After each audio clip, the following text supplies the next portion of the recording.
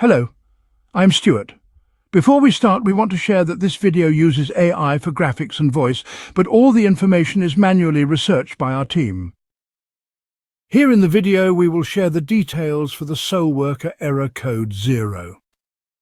The error reads, "The server was disconnected. Please try again to connect again." As per our research, the error comes when players try to launch the game. Many users share that the game loads for a couple of minutes and then disconnects with this error. It also appears even after updating to the latest version. According to our research, this error is mostly caused by network instability or sudden connection drops, especially on setups with multiple networks.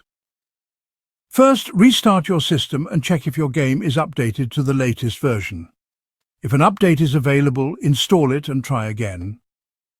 If your setup has multiple networks, the issue might be caused by your system automatically switching between them. So set your computer to not auto-connect to other networks and stick to a single stable connection. If the error still comes, then try connecting over a different Wi-Fi or mobile hotspot network and check if the game stays connected. If the error still comes even over a different network, then wait for some time and try again later.